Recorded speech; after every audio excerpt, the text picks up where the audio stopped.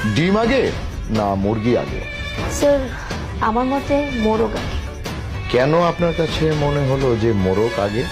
সৃষ্টিকর্তা প্রথমে আদমকে সৃষ্টি করেছিলেন, তারপরে হাওয়া, আর তারপর তাদের ঔরস।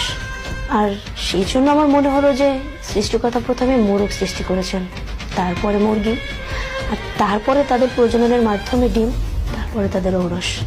ব্রিলিয়ান্ট। এই বোর্ডে যেই মানুষগুলোর কথা লেখা আছে, এনাদের সবাইকে নিয়ে আপনি নৌকাতে করে সেন্ট মার্টিন যাচ্ছেন। হঠাৎ ঝড়, মাঝি বলছে কিছু লোককে নৌকা থেকে ফেলে দিতে হবে যদি আপনারা বাঁচতে চান। আপনি প্রথমে কাকে ফেললেন?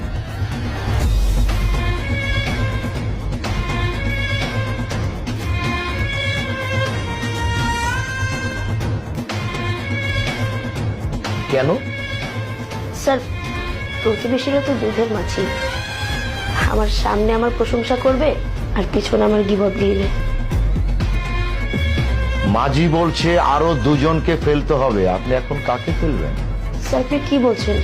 এরা তো সবাই আমার আপনজন, আমি এদেরকে কিভাবে ফেলবো? কিচ্ছু করার নেই, বাঁচতে হলে আপনার ফেলতে হবে।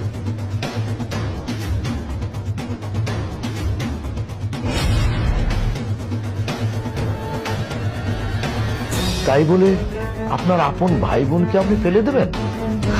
জি স্যার। স্যার আমার ভাই বোনরা আজ আছে কাল নেই। আজ ওদের বাসায় বেড়াতে যাব, দু একদিন ভালোই আপ্যায়ন করবে, কিন্তু তৃতীয় দিন বিরক্ত হয়ে যাবে। আর জমি জমা সম্পত্তি এসব নিয়ে তো অনেক বেশি ঝামেলা করে তারা, এমনকি তার আপন ভাই বোনকে খুন করতেও রাজি আছে এই সম্পত্তির জন্য। মাঝি বলছে আরো দুজনকে ফেলতে হবে, আপনি এখন কাকে ফেলবেন? না না স্যার, এদের তিনজনের মধ্যে আমি কাউকে ফেলতে পারবো না। আপনাকে ফেলতেই হবে।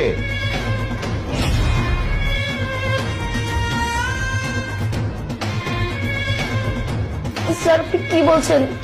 এরা তো একদমই আমার আপনজন, স্যার আমি এদেরকে ফেলতে পারবো না। There is no other choice, আপনার ফেলতেই হবে।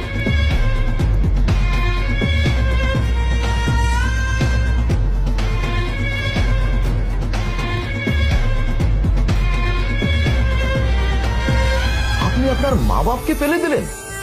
জি স্যার, আমি আমার নিজের বাবা মাকেই ফেলে দিব। কেননা স্যার আমি তো মেয়ে, বাবা মার কাছে মেয়েরা দুদিনের অতিথি মাত্র। বিয়ের পরে মেয়েরা এমনিতেই বাবা মায়ের কাছে পর হয়ে যায়।